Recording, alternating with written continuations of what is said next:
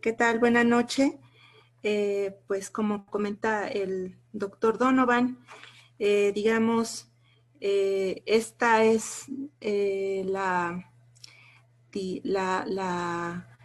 lugar, el momento, ¿no? Donde tengo oportunidad ahora sí de compartirles un poquito más sobre pues esta inquietud de trabajar los territorios y traerlos al área de la salud, dadas las necesidades, pues justamente que tenemos en estos momentos de aportar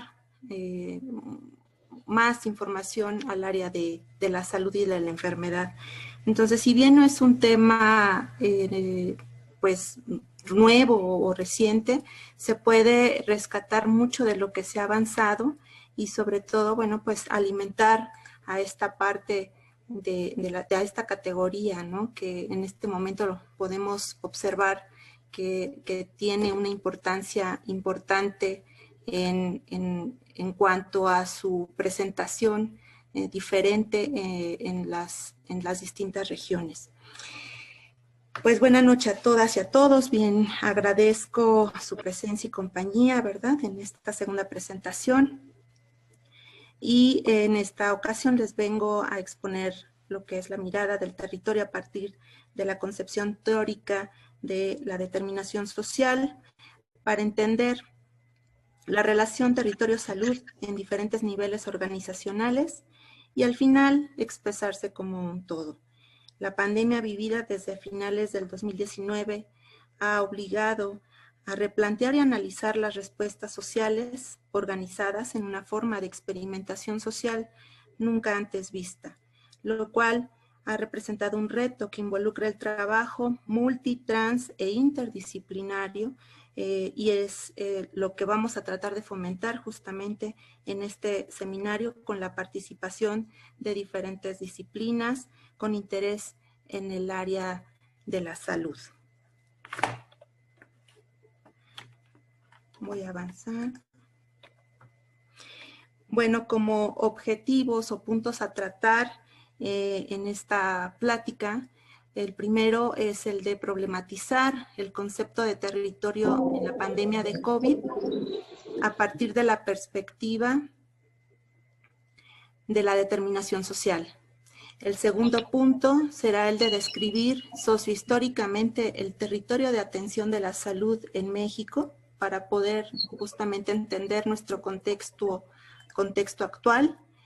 Y el tercer punto sería establecer las líneas de análisis de las expresiones del territorio de atención de la salud en México de acuerdo a niveles estructurales macro, meso y micro.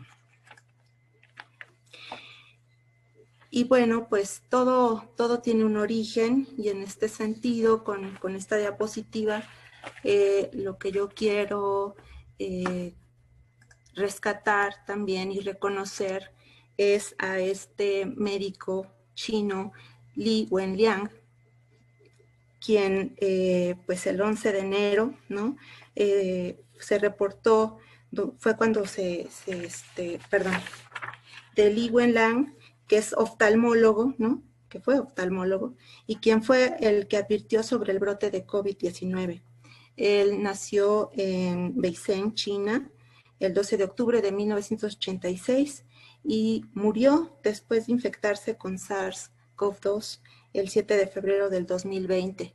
Él pues falleció a sus 33 años, dejando a una hija, ¿no? Y a su esposa prácticamente solas.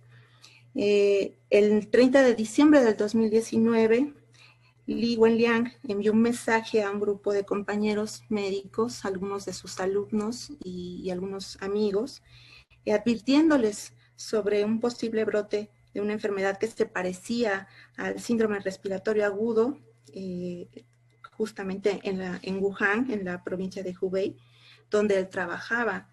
Y en este mensaje advertía a sus amigos sobre la necesidad de protegerse sobre esta infección. Hay que recordar, ¿no?, que justamente este continente ha presentado casos de epidemias que despiertan pues las alarmas epidemiológicas de organismos internacionales, como la gripe asiática causada por el virus H2N2, la que causó, digamos, también un brote en el resto del mundo con la muerte de casi 1 millón de personas, o como la gripe de Hong Kong en 1986, la cual de igual manera fue provocada por un virus, el H3N2, y que también tardó 2 meses en llegar a Europa y Estados Unidos, provocando también pues un número grande de muertes, ¿no?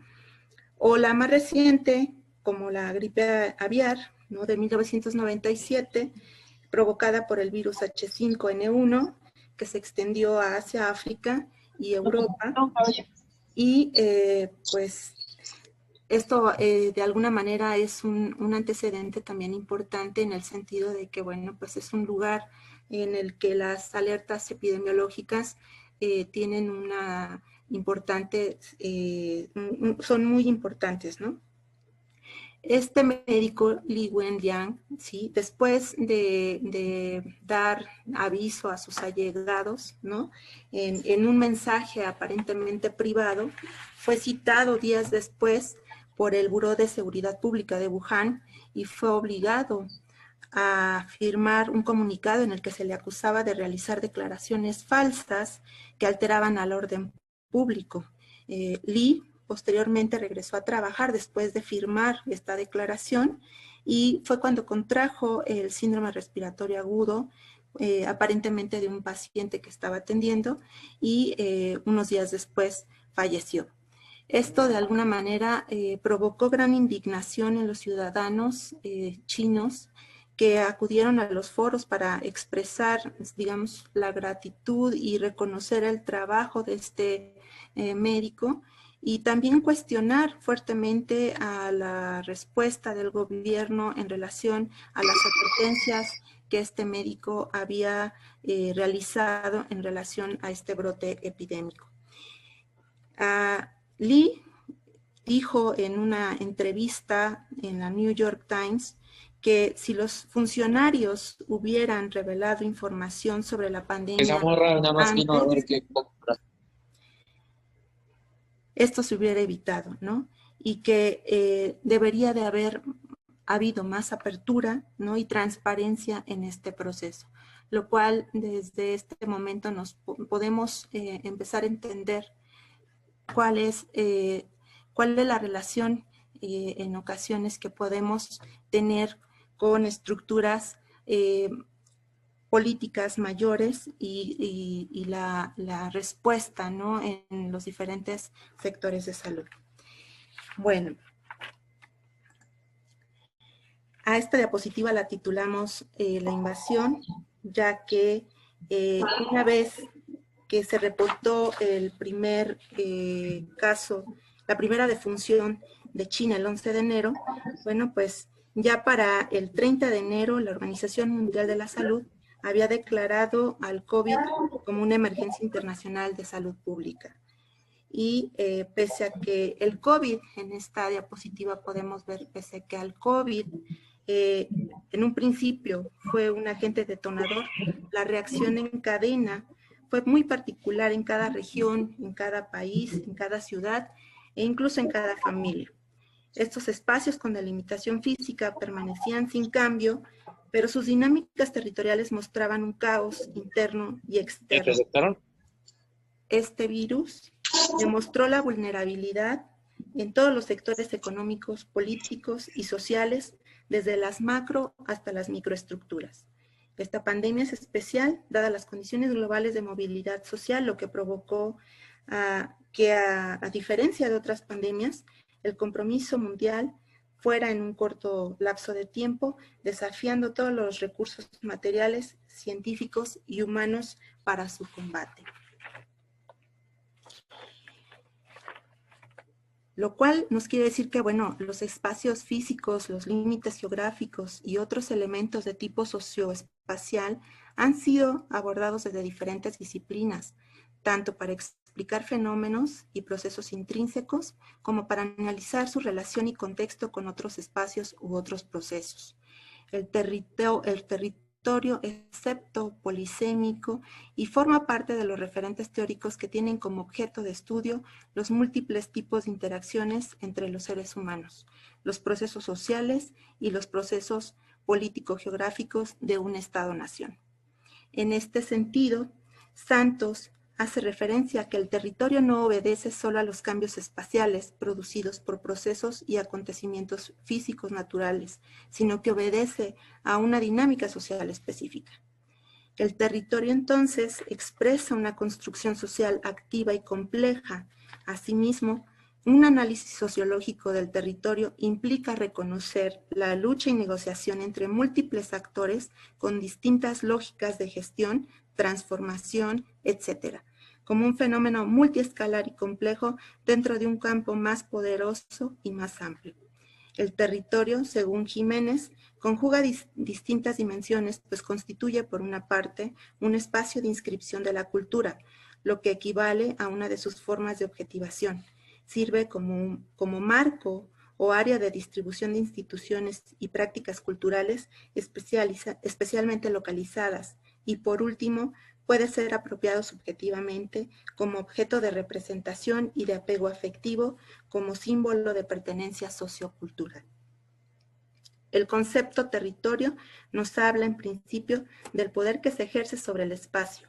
Al referirnos a un territorio estamos hablando de los diversos poderes que ejercen diferentes actores sobre un espacio, delimitándolo y diferenciándolo de otros espacios. En este sentido, Bustamante refiere que visto desde la antropología o la sociología, el territorio se aborda como una construcción social que sirve a las lógicas del capital para su valoración y en el marco de modos cambiantes de la producción. Este poder ejercido por los distintos agentes sociales que lo ocupan conllevan a una construcción histórica de los procesos de territorialización, en donde lo económico, desde una postura marxista hasta lo vivido desde las teorías fenomenológicas, construyen y reconstruyen el concepto de territorio. Interpretar el territorio es entonces indagar en lo profundo de esas significaciones inscritas en el decir y posibilitadas en el decir. Esto lo señala Vergara. En este sentido, ¿sí? Dada justamente pues parte de la formación curricular que tengo, tomando en consideración a la salud colectiva, a la salud intercultural, a la sociología de la salud y ahora a la antropología social, definimos territorio como un espacio construido sociohistóricamente, determinado y determinante de subjetividades dentro y fuera de estructuras sociales para mantener el statu quo del Estado representativo. Y dado que el territorio tiene una conceptualización compleja y dinámica, es posible de abstracción si lo analizamos desde diferentes niveles, el macro, el meso y el micro, los que transitan en niveles complementarios entre sí, denominados desde la salud pública determinantes sociales. Sin embargo, con este acercamiento lo que pretendemos es romper la teorización de esos procesos territoriales en salud pública vinculada a la definición de territorio como un espacio físico y también trascendiendo la perspectiva epidemiológica del riesgo, apegándonos al análisis de la determinación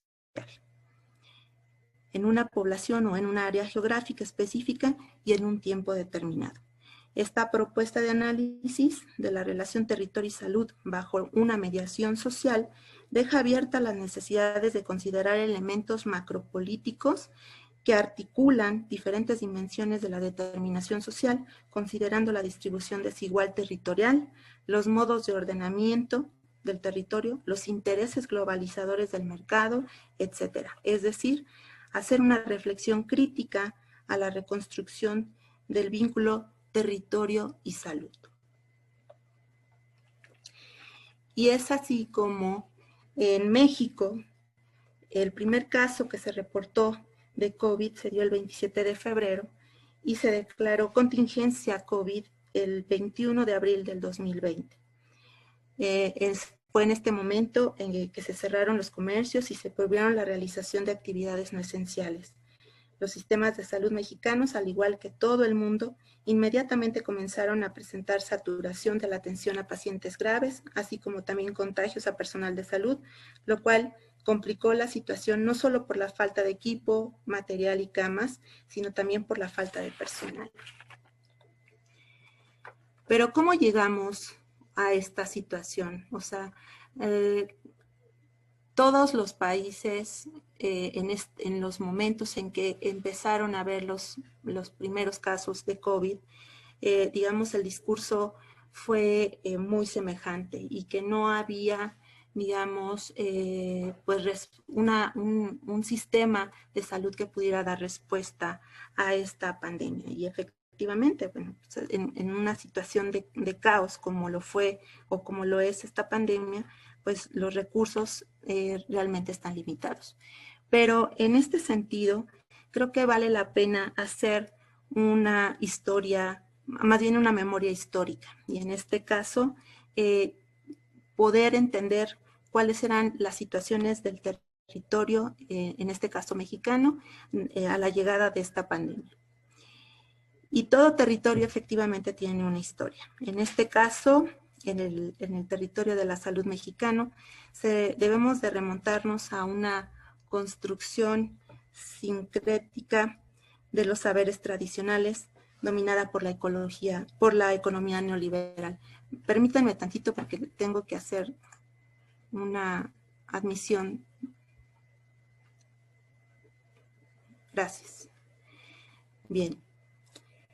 El territorio de salud mexicano se configuró históricamente en 3 subsistemas de atención a la salud claramente diferenciados: el de la seguridad social, el ligado al empleo formal. Esto estamos hablando de institutos como el Instituto Mexicano del Seguro Social, el Instituto de Seguridad Social y Servicios Sociales para los Trabajadores del Estado, e instituciones de seguridad social para trabajadores al servicio de gobiernos estatales. Quiere decir, de entrada, bueno, tenemos un sistema de salud que está diferenciado, está fragmentado.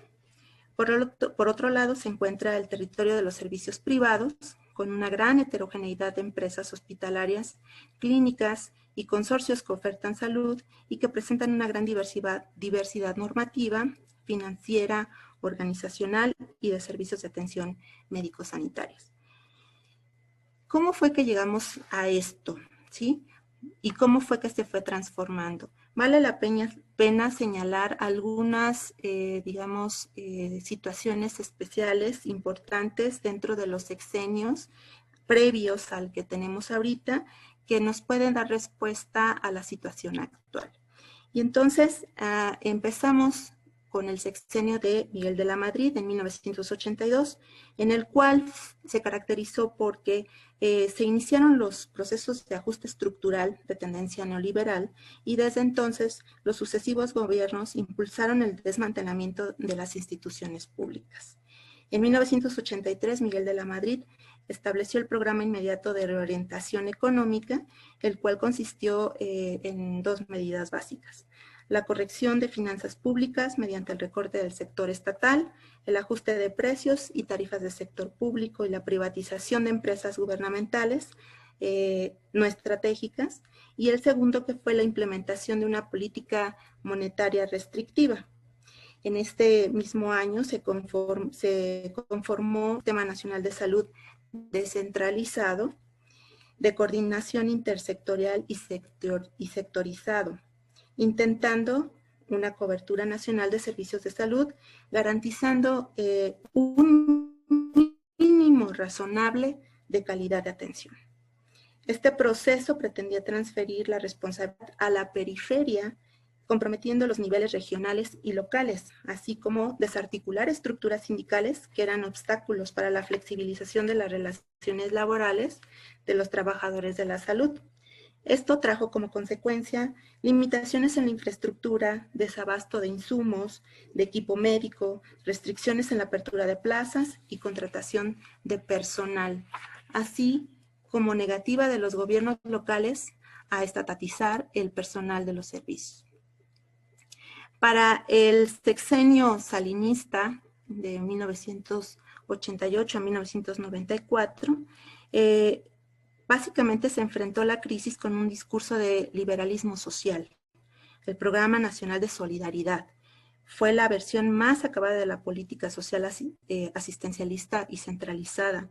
Este programa buscaba enaltecer la figura presidencial al margen de las instituciones de bienestar social, debilitando las instituciones públicas, volviendo a las bases centralistas, pero además promoviendo el manejo discrecional de recursos y focalización de las acciones hacia intereses electorales partidistas.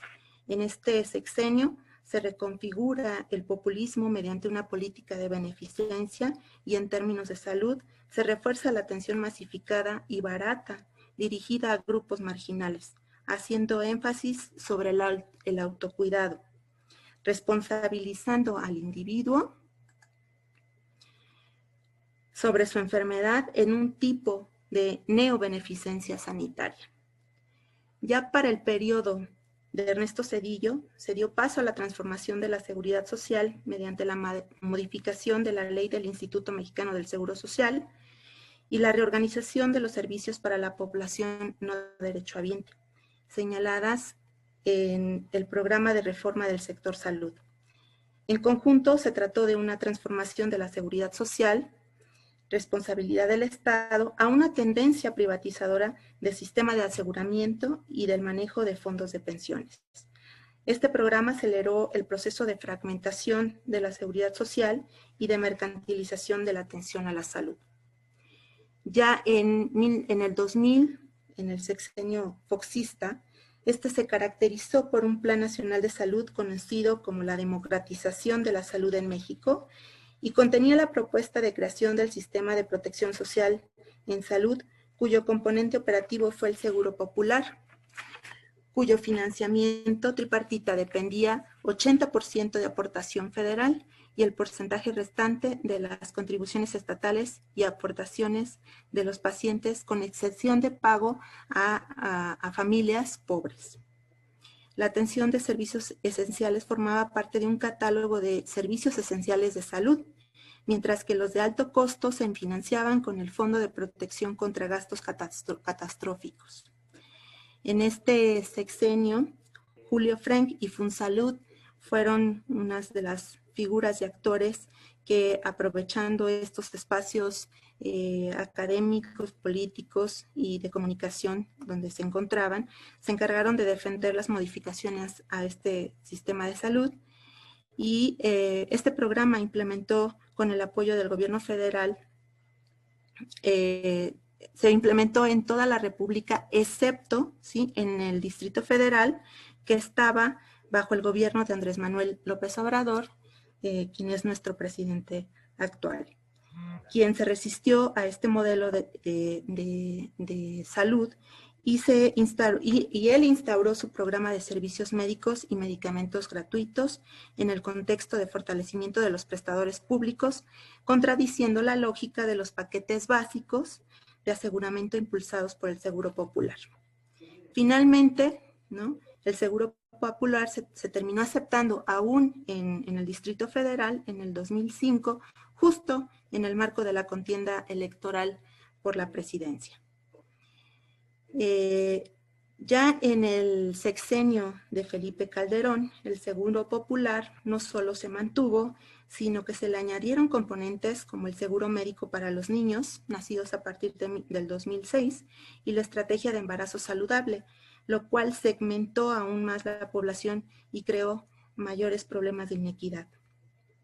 El financiamiento se estructuró desde la lógica de los subsidios a la demanda a través del Seguro Popular, introduciendo competencia entre prestadores públicos y privados, lo cual motivó subrogación de servicios hospitalarios, lavanderías, servicios de vigilancia y medicamentos. Ahí no tardó en manifestarse, digamos, las inconformidades por parte de los estados respecto a la aportación de las cuotas solidarias para cofinanciar el Seguro Popular, y producto de este conflicto fue que las contribuciones territoriales no se materializaron de la forma en que habían sido proyectadas por la ley.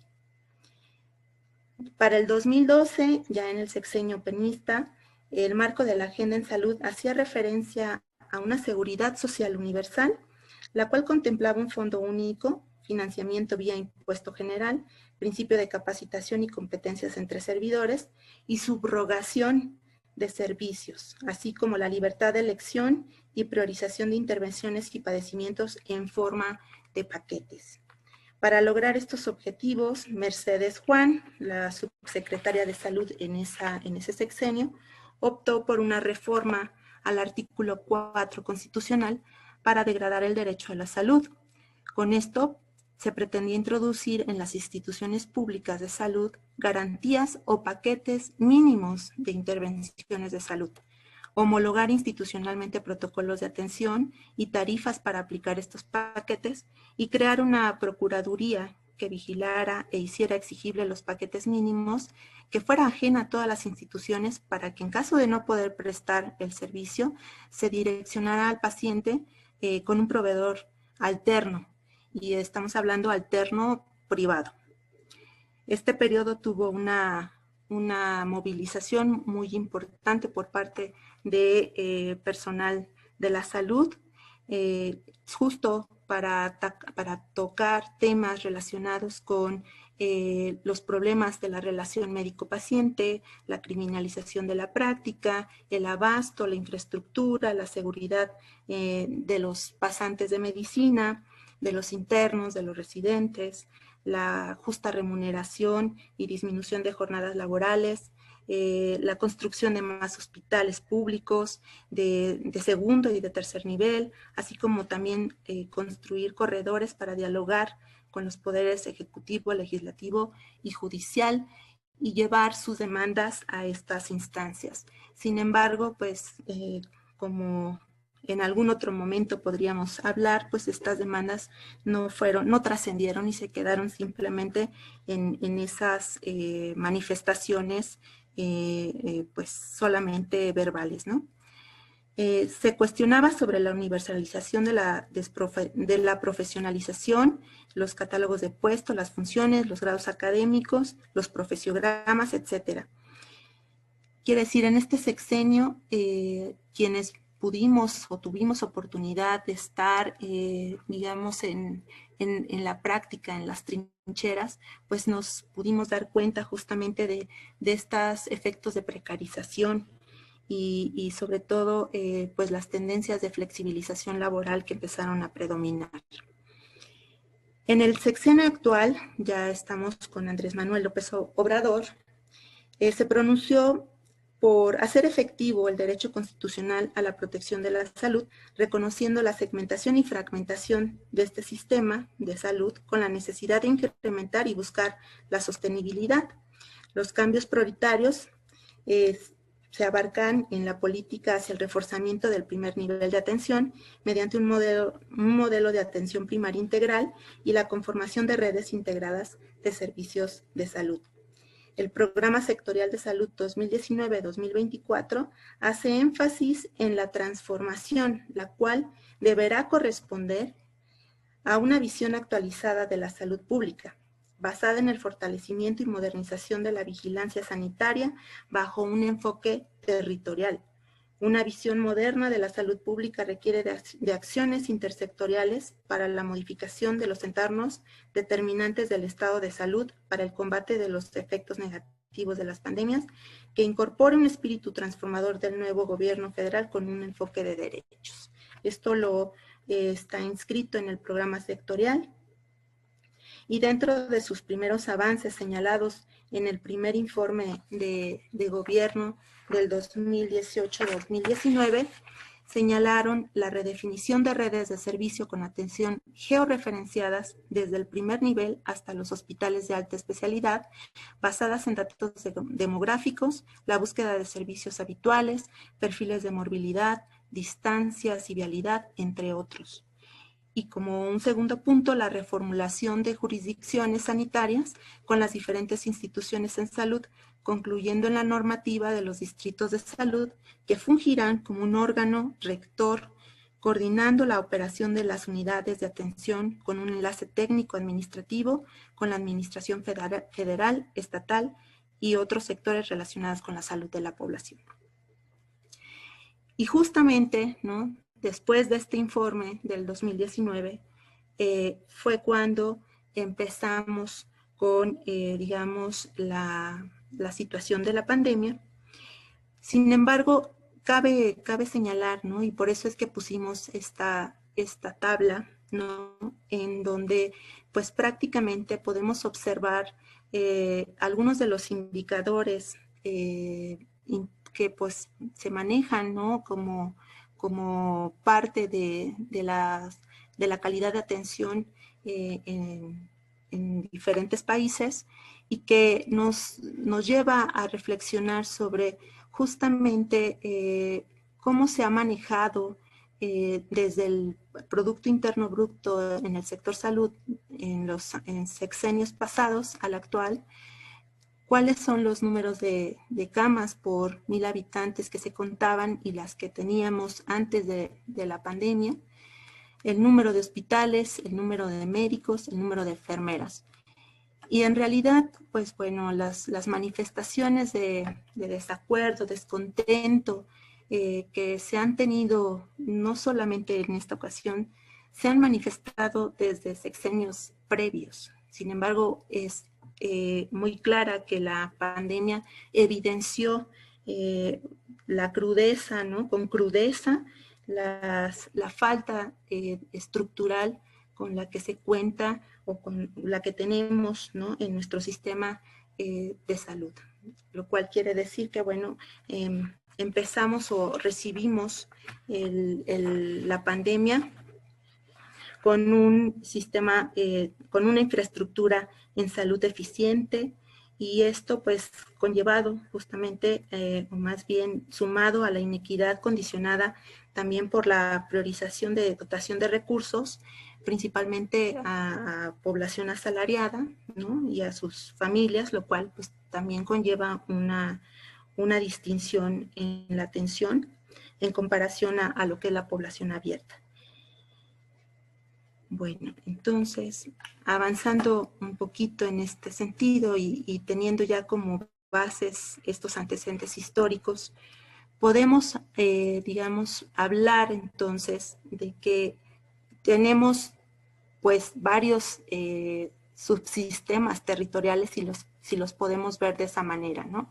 Lo podemos hablar desde un marco superior, macro, ¿no?, el meso y el micro. Y entonces, en este sentido, digamos, el macro territorio de atención de la salud, pues justamente depende, ¿no?, prácticamente de las instituciones internacionales de salud, de la rectoría de la Secretaría de Salud, de todas las normativas y todas las políticas públicas. Quiere decir que, bueno, este territorio, ¿no?, o la noción de territorio, en realidad no es, digamos, de que haya surgido en este sexenio, sino que esta mirada ya viene marcada incluso en las políticas públicas de la Organización Mundial de la Salud. Sin embargo, bueno, pues esto tiene que ver también con una forma de concepción de la enfermedad. A mediados del siglo pasado, el combate de las enfermedades transmisibles organizó el modo de pensar y de hacer la política sanitaria, y se forjó un modelo de intervención denominado programas verticales, que sigue vigente y convive con otras formas denominadas horizontales de concebir la política sanitaria, a través de una estrategia que comprendía la fijación de normas de atención, la organización adecuada de los recursos y la racionalización del uso de la tecnología en una concepción mecanicista de la organización sanitaria que jerarquizaba el poder central y buscaba un despliegue geográfico cercana a la idea de un control militar de territorio. La enfermedad era considerada un problema de carácter local que afectaba a áreas particulares, y la aproximación horizontal dominó gran parte de las propuestas de la OPS y de la OMS a partir de finales de la década de los 70. Con la Declaración de Alma-Ata en 1978 se definió y otorgó reconocimiento internacional al concepto de atención primaria a la salud. Esta estrategia estaba fundada en la prevención de la enfermedad y en la promoción de la salud. El territorio como espacio de lo próximo y la participación de la comunidad estuvo presente en aquellas definiciones y se forjaron en el contexto de los cambios que sucedieron en el modo a través del cual se pensaba la política social y el rol del Estado. La atención primaria a la salud fue adquiriendo así distintos contenidos, a la vez que mantenía ciertos rasgos comunes referidos a la noción de gestión de lo próximo, a la jerarquización de una escala barrial y a la noción de comunidad. En este momento se hizo la propuesta de los sistemas locales de salud, lo cual amplió el espacio de proximidad del equipo de salud a una escala mayor, construida a través de los procesos de descentralización, en donde adquiere particular relevancia el gobierno local como un actor político y administrativo. En la Declaración de Atenas de 1998, la Organización Mundial de la Salud inició la propuesta de municipios y ciudades saludables. En América Latina adoptó el nombre de municipios, ciudades y comunidades saludables. En esta propuesta, el espacio local cobra un doble significado. Es una unidad territorial a la vez que el conjunto poblacional de referencia para el diseño de acciones de promoción y de prevención en salud. Esta propuesta asumía el territorio y agrega un segundo término, el de determinantes sociales de la salud, que fue documentado en el año 2008 por la Comisión de los Determinantes Sociales de la Salud.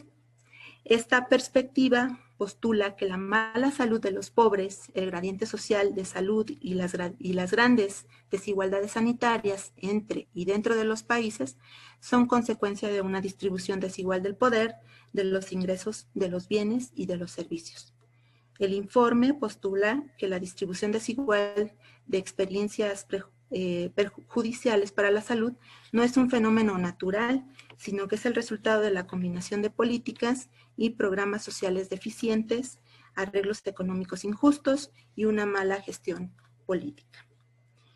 Ya más recientemente surge el planteamiento de las redes integradas de servicios de salud, también propugnada por la OMS y la OPS, y regresa a los servicios capitalizando contribuciones desde el enfoque de atención primaria a la salud vinculados a los estudios de desempeño en la atención. Respondiendo a los problemas derivados de la fragmentación, la conformación de redes permitiría integrar los servicios de salud aportando equidad y eficiencia a los usuarios. En este recorrido se advierte la transformación del lugar de territorio en el sector salud como una herencia de esta construcción histórica. La teorización de los procesos territoriales en salud pública ha estado largamente vinculada a la definición del territorio como espacio físico externo, que se entiende como referencia a un espacio que enferma o que cura, a zonas insalubres o salubres. Es aquí donde acercamos la propuesta de los determinantes de la determinación social, la cual constituye un avance significativo para considerar la relación territorio y salud bajo una mediación social, pero deja abierta al mismo tiempo la necesidad de considerar elementos macropolíticos que articulan esas diferentes dimensiones de determinación social de manera compleja, especialmente cuando se considera que la distribución de las desigualdades territoriales no es azarosa, ni el mero efecto de las características espacioambientales de los territorios. A esta propuesta, ¿no?, y en el marco de la emergencia de la medicina social y salud colectiva latinoamericana, se ha propuesto un marco de análisis enfocado a la determinación social de las desigualdades en los procesos de salud, enfermedad, atención y muerte, resaltando que estos procesos se llevan a cabo de manera diferenciada y jerarquizaciones sociales que definen el acceso a la calidad de los servicios de salud, la violencia estructural, las condiciones de vida y otros procesos que inciden sobre la enfermedad, la salud y la muerte. Y es en este sentido, justamente, que entendemos ¿no? O vamos a caracterizar, digamos, el territorio de la salud de México, que en términos del primer informe del 2019 mencionaba que este estaba constituido por 22.656 unidades de instituciones del sector público, y de estas 1.395 eran unidades de hospitalización, 89.852 camas censables, y contamos, ¿no?, con un número de 235.835 médicos del sector público de salud. De estos es importante ver que hay una representación de 326.989 enfermeras. Con esto, digamos, es con lo que pues estábamos enfrentando la pandemia, o iniciamos enfrentando la pandemia, siendo en una población, o contando con una población, según el último censo del INEGI del 2020, de 126.014.024 habitantes.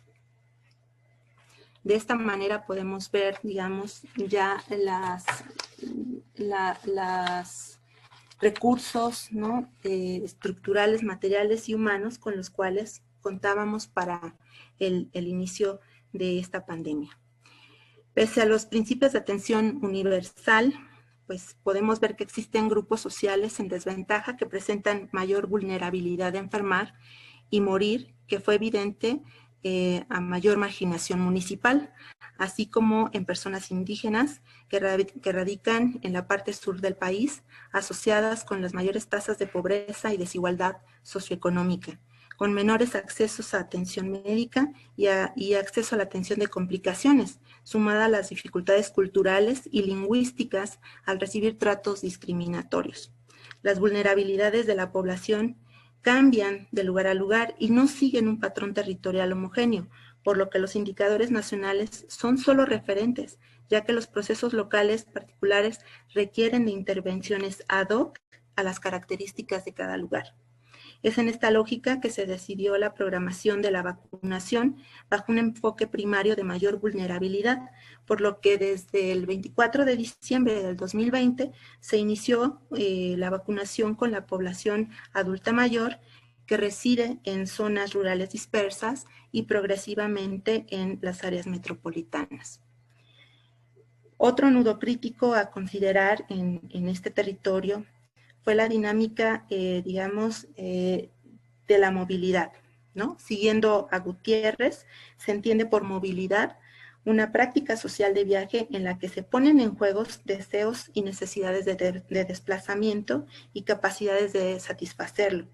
Paradójicamente, la movilidad se constituyó un determinante de riesgo para adquirir la enfermedad, y en quienes estaban enfermos y buscaban atención, la movilidad se convirtió en trayectorias de peregrinación, en la búsqueda de espacios de atención. Estas rutas al bienestar, como señala Gutiérrez, mostraron que los traslados y los costos en tiempo y en dinero son factores que intensifican las inequidades en la distribución de los servicios de salud, aún en áreas metropolitanas, porque pensábamos que solamente esto se daba en áreas rurales. Sin embargo, bueno, podemos ver que también en áreas metropolitanas se encuentran estas inequidades de desplazamientos y de trayectorias, y terminan siendo trayectorias de peregrinación. Lo cual, en todo este análisis, nos dice es que la lógica sectorial que organiza las políticas públicas en salud está regida por el principio de especialización. Su dinámica intra e interorganizacional está dominada por la legitimidad que le confiere la legalidad de las normas, y por último, la importancia que adquiere el conocimiento científico-técnico en sus sistemas de justificación. La lógica territorial, por otra parte, se sostiene la horizontalidad de las relaciones entre los actores, las particularidades de sus intereses y perspectivas. Ambas lógicas, sectorial y territorial, tensionan en la implementación de las políticas ya no por problema o imprevisiones de su diseño, sino por la naturaleza misma de los procesos que tienen lugar con la territorialización de las políticas. Asumir esta tensión en el análisis de la política sanitaria supone dar cuenta de los modos a través de los cuales se combina un doble rol de la acción del gobierno, el de agente regidor, impuesto por normas y dominado por aquella lógica sectorial, y el agente gobernante, impulsado por la complejidad de las demandas sociales y políticas que se expresan en el territorio. Esto trata de dar cuenta de formas híbridas de regulación en las que el gobierno y gobernanza se combinan en el territorio. Y esta, digamos que es la parte meso, ¿sí?, que es donde se van materializando todas estas normas, políticas y formas de gobierno, ¿no? Hablamos de las instituciones de salud, hablamos de las, incluso de las escuelas, de toda esta parte estructural media, ¿no? Podemos decir que en este territorio, ¿no?, coexisten grupos sociales con diferentes grados de formalidad, cada uno de los cuales participa en el proceso de construcción de la estructura cultural con una dinámica específica de acuerdo a su grado de participación institucional y sus condiciones de tipo socioeconómico. La red puede ser tanto vertical como horizontal. La horizontal involucra efectores del mismo nivel de atención, mientras que la integración vertical se compone de un continuo asistencial. Desde las reformas en salud, la descentralización se pretendía otorgar mayor autonomía y flexibilidad en las gestiones de los recursos, esperando obtener mayores niveles de eficiencia en la microgestión de los hospitales públicos, por lo cual se promovió la delegación de los poderes hacia el interior de la organización hospitalaria, favoreciendo al desarrollo de nuevos modelos de gestión más adecuados a las condiciones locales, Desde hace años, estas instituciones han venido transitando en un constante deterioro generado por la falta de recursos materiales, de personal y de infraestructura. Por otro lado, existen los límites del sistema burocrático y las tensiones políticas y sociales continúan empobreciendo organizaciones públicas a la vez que redefinen la relación entre los sujetos y la estructura formal organizacional. Estos factores han ido promoviendo un ambiente de incertidumbre y desprotección laboral dentro de estos hospitales, el cual determina las condiciones de precariedad en que los trabajadores llevan a cabo su labor y por ende el servicio de salud que brindan. Desde inicios del siglo, en México, la calidad de los servicios privados ha sido evaluada de forma muy positiva por la población, ya que en ellos los tiempos de espera son menores y se percibe que existe más probabilidad de cura en relación a los sistemas estatales. En contrapartida, ¿no?, históricamente los recursos con que cuentan los servicios públicos han sido menores a los requeridos dada su demanda de atención. Y en este contexto de epidemia, esto ha implicado que los servicios públicos lleguen justamente a la saturación, a pesar incluso de un esfuerzo gubernamental por pues atender esta parte de falta estructural, pues en este momento no ha sido posible poder cubrir con esas necesidades. De este modo, el problema de atención en salud en México radica pues en muchas vertientes. Una de ellas, la que pudimos observar de una forma muy importante, fue justamente el proceso de mercantilización, que ya de alguna manera venía, pero en esta época de pandemia fue más que evidente, ¿no? Y entonces, justo lo que de alguna manera ya había pues alimentado a la población en un sentido de carencia de los sistemas de salud, esto lo convierte y lo ratifica, ¿no? Y de ahí que pues muchos de las personas dejaran de acudir a los servicios de salud, ¿no? A los servicios estatales, dado que pues también empezó a alimentar una cultura en el sentido de que no se podía otorgar una respuesta a sus demandas. Esto de alguna manera pues repercute, ¿no? Directa e indirectamente en la capacidad adquisitiva de las personas y convierte, ¿no? Se convierte en un espacio que va a condicionar, digamos, un mayor empobrecimiento de las familias. No solamente se ha precarizado, o sea, más bien se ha mercantilizado la salud, también se ha mercantilizado la muerte.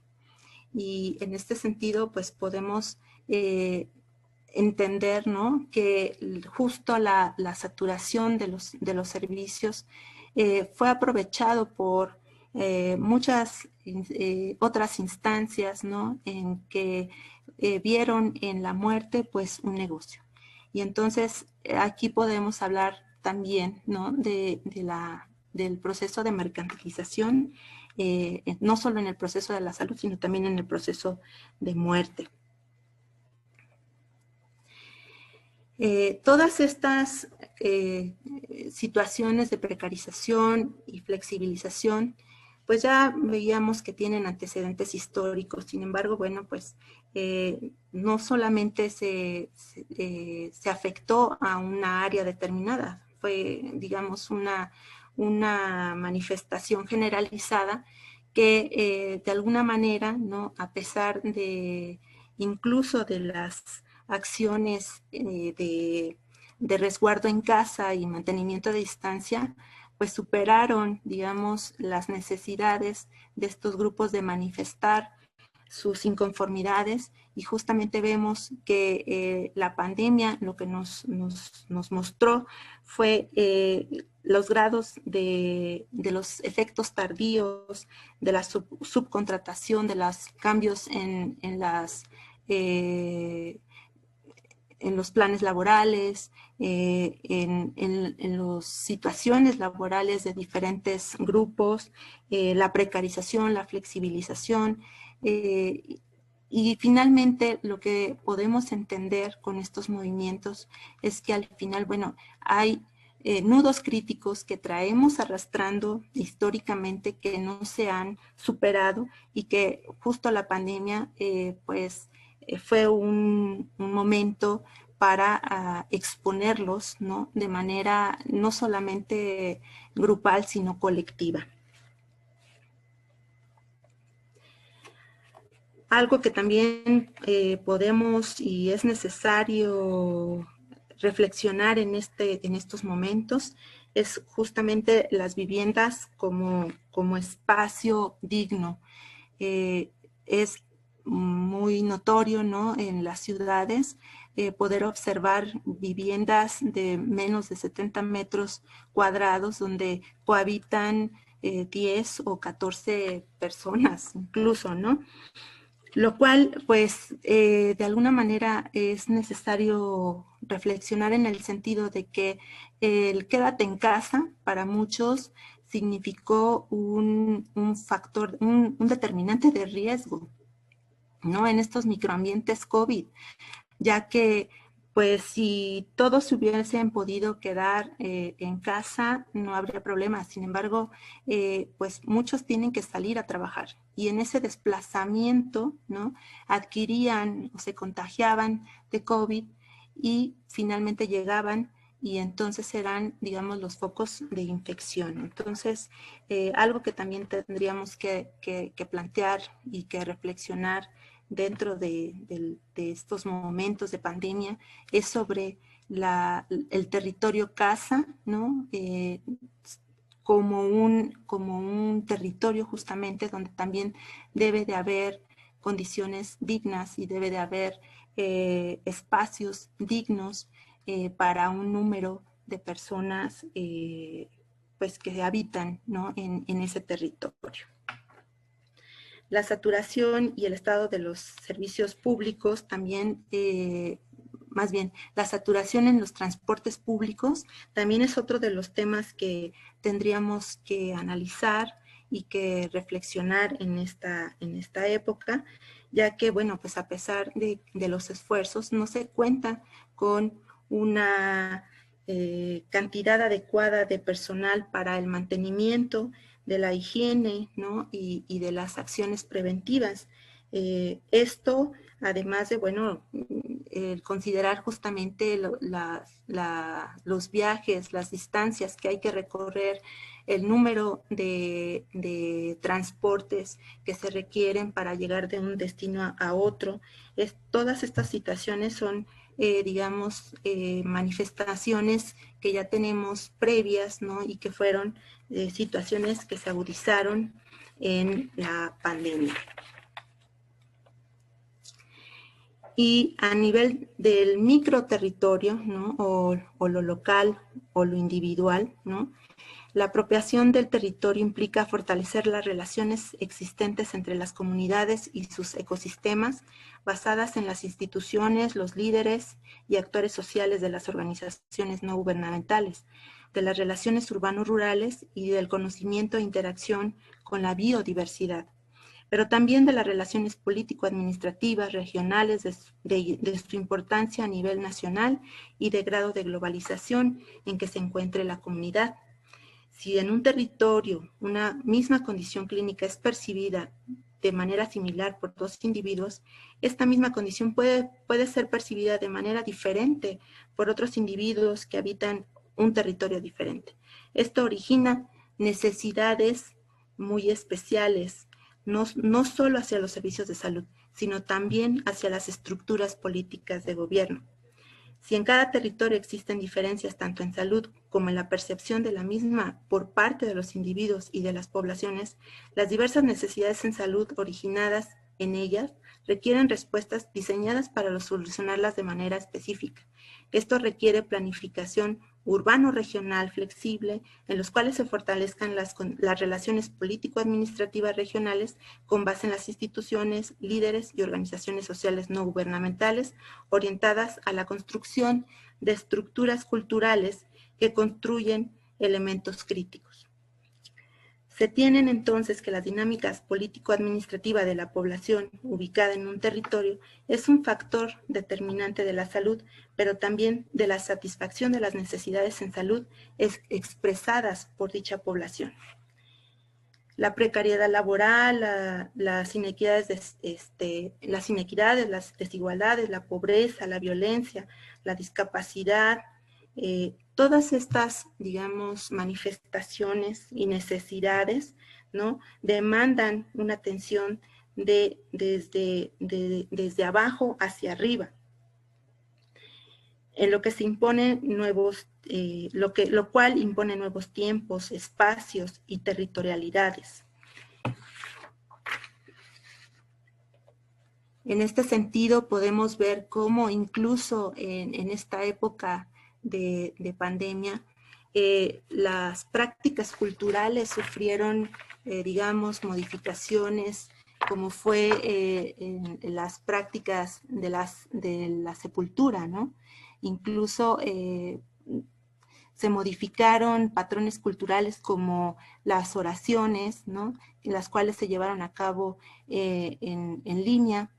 Sin embargo, también hubo otras prácticas donde pues no se podía dejar pasar, digamos, este ejercicio de sepultura, y entonces las familias ignoraron, digamos, las recomendaciones de salud y ejercieron esta práctica cultural y tuvieron, pues de alguna manera, un foco de infección muy importante, al grado de que, bueno, pues hubo familias que desafortunadamente perdieron la vida, muchos de sus integrantes, por acudir, digamos, a realizar esta práctica cultural.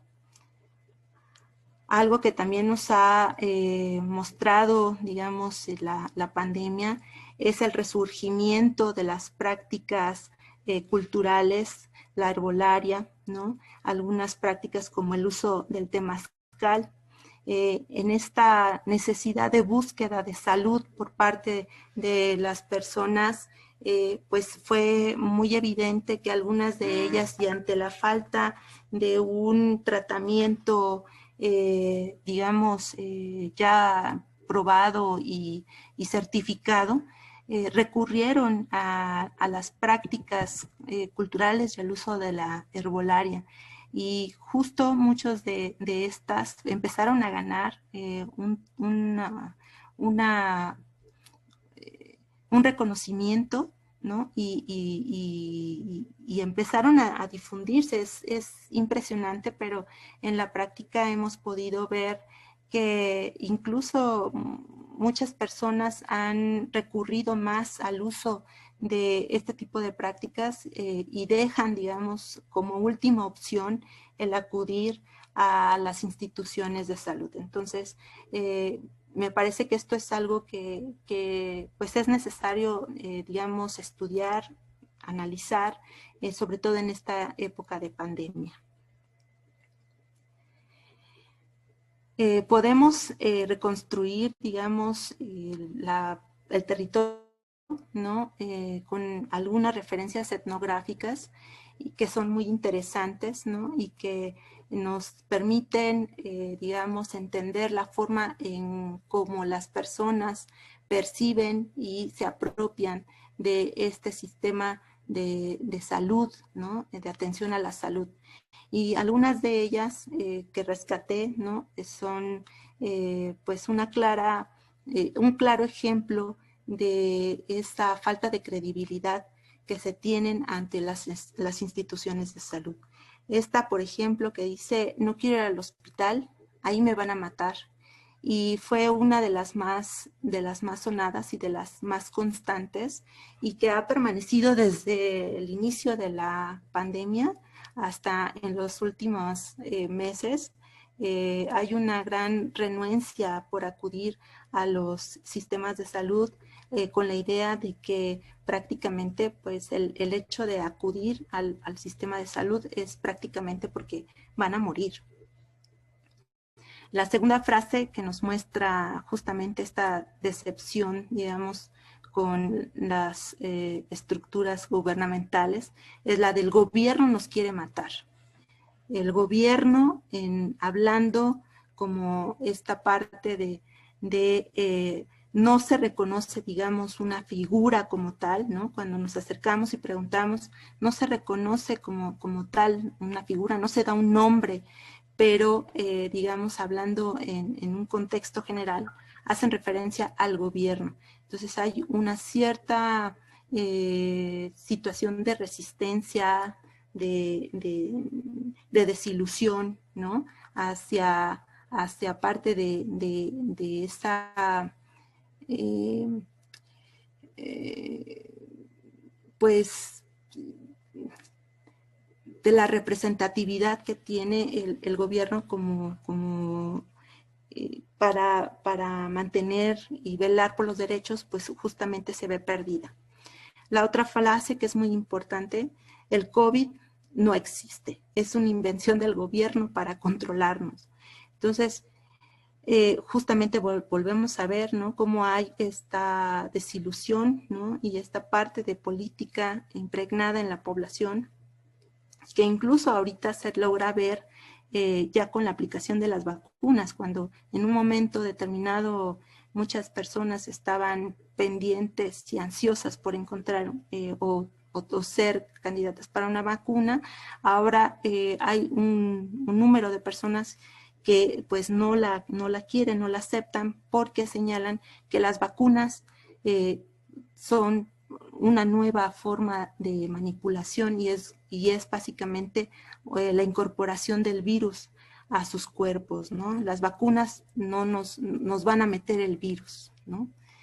Prefiero morir de COVID que de hambre. Esta es una frase que pues es también bastante común encontrar en la población, porque justamente la permanencia en casa se dio en la primera etapa, fue sostenible en algunas personas por 1 o 2 meses, pero pues justamente ya a partir del segundo mes, las condiciones de vulnerabilidad, de pobreza, los llevaron a tener que salir y nuevamente incorporarse a sus acciones económicas. La otra frase que es muy, que de alguna manera pues sí nos habla sobre esta incredulidad, es hasta que no se muera alguien cercano a mí, no voy a creer. Y esta es una de las frases que, aunque no lo creamos, sigue presente en una gran parte de la población. Y pues de igual manera, esto cuando lo queremos, digamos, tratar en el ámbito de la salud, pues nos lleva más allá, ¿no? de las cuestiones positivistas, explicarle a una persona desde su nivel cultural, ¿no? Y cambiarle estas concepciones, pues nos ha llevado pues a muchos fracasos, ¿no? Y lo vemos en el sentido de que pues vemos como los fines de semana largos, los días festivos, ellos ejercen finalmente patrones culturales a pesar, ¿no? de las recomendaciones que podemos realizar para evitarles el contagio. Pues bien, entonces, digamos, análisis desde los niveles macro hasta los niveles micro, esta pandemia nos deja muchas cosas, ¿no? La desigualdad, las limitaciones geográficas, las limitaciones estructurales de atención hospitalaria, los efectos tardíos de los trabajos informales, la flexibilización laboral, la mercantilización en salud. A nivel meso, ¿no? Hablar de una anomia social, el análisis de una ruptura del contrato social, de una respuesta social desorganizada, ¿no? De los efectos nuevamente de la flexibilización, de la precarización, de la violencia estructural, ¿no? De la mercantilización en salud. Y a un nivel micro, de una cultura del riesgo, ¿no? Nuevamente de una violencia ejercida en la familia, en la pareja, de situaciones de xenofobia, de estigmatizaciones, lo cual nos deja ver que, bueno, hablando de territorios en diferentes niveles, pues tenemos muchas líneas de investigación que pueden aportar, y en esta época COVID, bueno, pues es una época donde resaltan, ¿no? Donde se exacerban algunas manifestaciones que en algunos momentos no han sido consideradas o no han sido expresadas, y en este momento afloran o son más susceptibles de poderse expresar.